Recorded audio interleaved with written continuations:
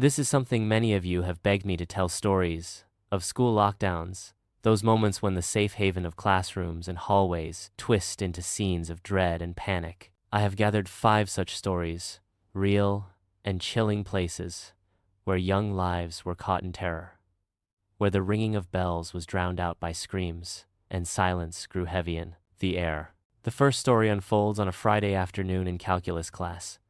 The week dragging on, inching towards spring break, that sweet release that had everyone restless like a caged animal. Pacing in silence, the clock ticked slow.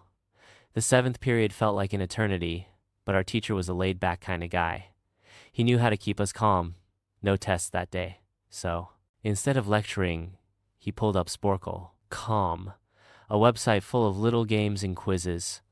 We all got a chance to play a brand logo quiz, everyone clicking away laughing, as we guessed. Logos, some of us better than others. It was lighthearted, a small island of normalcy in a sea of teenage boredom. Then it happened, the moment frozen.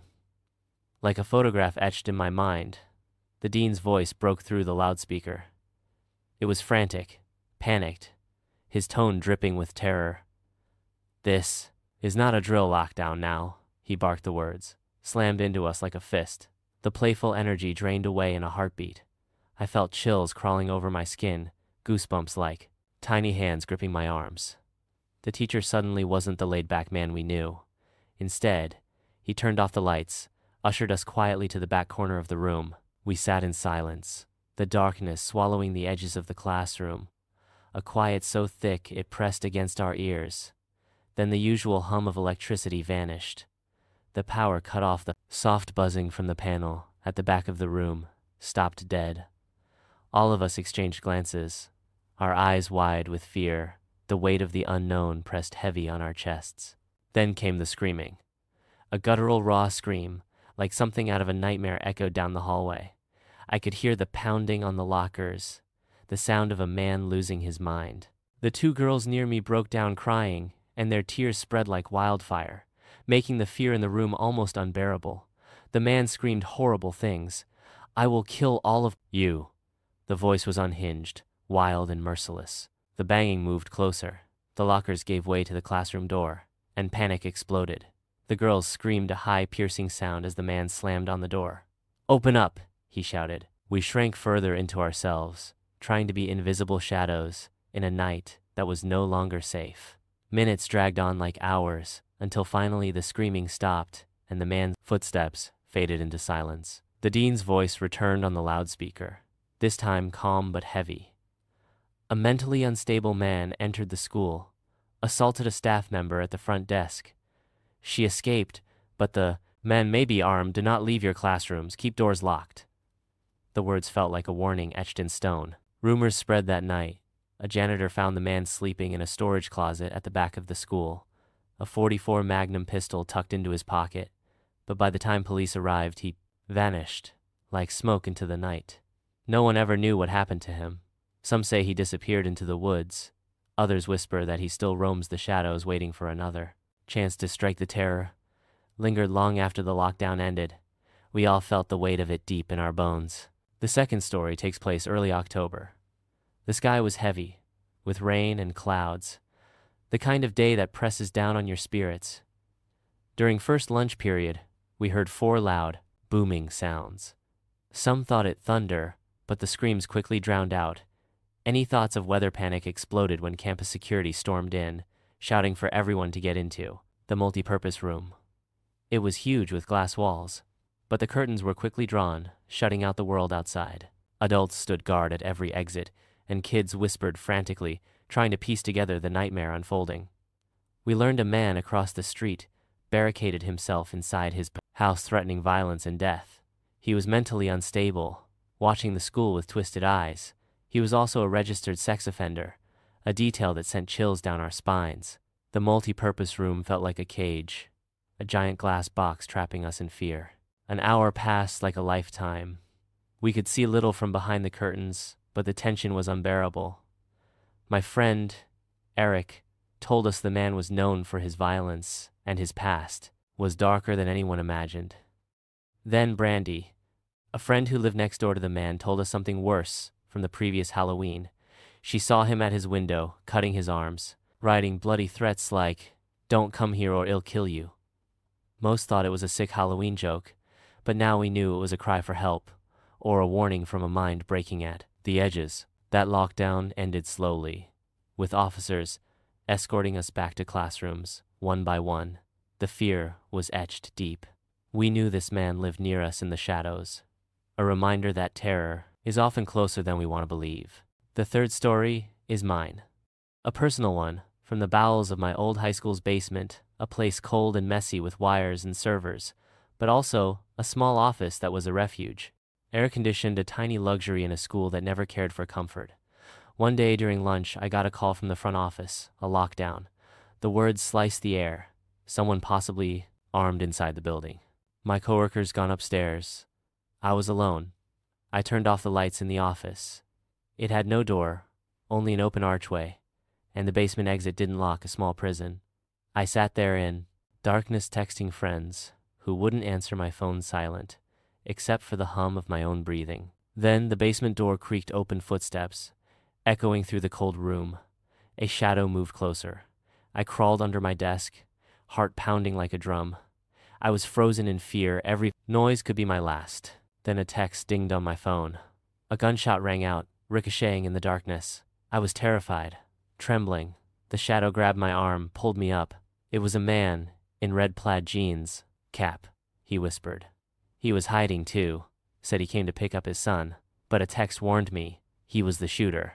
Panic surged. I ran toward the stairs, bullets chasing me.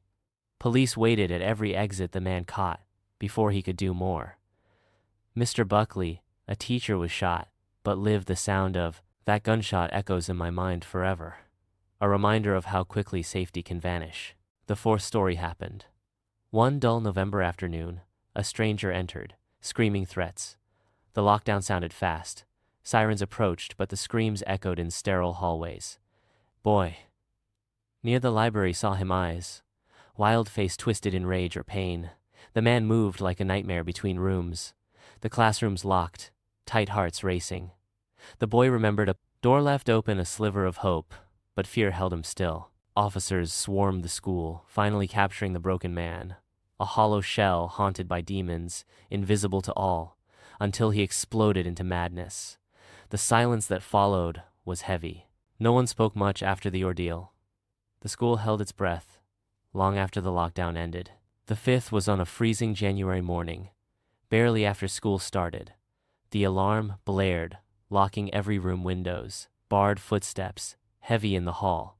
A teacher hid her students under desks, whispering calm while her mind screamed panic. A fight erupted in the hallway, muffled but fierce, then silence thick as fog. An officer rushed in, dragging a young man in cuffs. The boy was later found to have a history. No one had known secrets, hidden deep scars beneath the surface. The lockdown left invisible wounds etched in the hearts of everyone who lived that terrifying morning. These stories are not just events. They are echoes of fear and survival, shadows that linger in the corners of classrooms, halls that remember, the pounding footsteps, the screams, the silence, the moments when safety slipped away and nothing felt certain anymore. Behind every locked door lies a story waiting to be told, a whisper of what was and what could have been, a reminder that the darkness is never far away in places we think are safe. The halls we walked every day hold ghosts, now invisible, but felt a shiver down your spine, a sudden hush that makes your heart beat faster. The fear we lived through is a thread woven into the fabric of those schools, a warning for anyone who dares to forget that terror sometimes hides in plain sight, waiting for the perfect moment to strike. The first lockdown story played out, not just in fear, but in the small moments after the terror. The way we clung to each other, how silence became a language, louder than words. The darkness wasn't just absence of light, it was a presence heavy with dread. Every breath shared in that shadow felt like a promise to survive the unknown that had crept inside those walls. I remember the faces of my classmates, the tears, the shaking hands, the way we tried to be brave when inside we were crumbling. The man's voice still haunts those halls, a reminder of A day when normal broke and terror took its place. The janitor's tale of finding the man asleep with a gun in his pocket added a layer of nightmare to the story. The thought that someone so close could slip through the cracks still chills me to this day. The October lockdown was different. It was a slow burn anxiety trapped behind glass as we waited for something we couldn't see, but knew was there a man with a mind broken by his own demons, watching us from across the street, threatening to bring destruction down on everyone around him. The image of his bloody messages scrawled in pain on the window remains, burned in my memory, a haunting symbol of the fragile line between sanity and madness. The basement lockdown was a lesson in isolation, the loneliness of being trapped in a dark, cold place. No door, no lock, just silence except for the sounds of footsteps and a gunshot, ricocheting dangerously close. A stranger in plaid jeans offering a fragile alliance, but also the threat of violence lurking in the shadows. I felt the weight of that moment like a stone pressing on my chest. The escape felt like running through a nightmare, where every step could be your last. The November story was quieter, but no less terrifying. The sudden eruption of chaos, a man breaking into the order of school life, like a storm tearing through calm waters. The boy, near the library, the fear frozen in his eyes. The open door, a crack of hope, swallowed by the dark stillness of waiting for rescue. It was a reminder how quickly everything can fall apart, how fragile the walls of safety really are. The January lockdown was cold, not just because of the weather, but because of the chill that settled deep inside. Everyone caught in the fight, the whispered reassurances from a teacher trying to hold on to control, while fear clawed at her mind. The man dragged away in cuffs, a broken boy with secrets. No one knew the day left marks, not just on bodies, but on souls forever changed by a morning that started like any other. These stories paint a picture of fear and resilience, a tapestry woven with the threads of moments when the ordinary became nightmare, when classrooms turned into battlegrounds, and every second stretched into an eternity of uncertainty.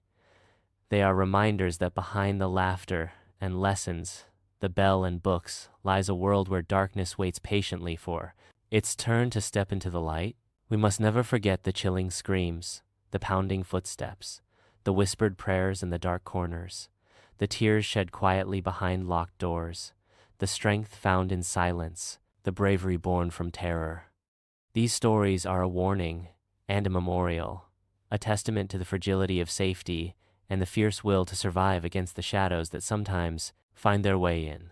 The end is never the same for everyone.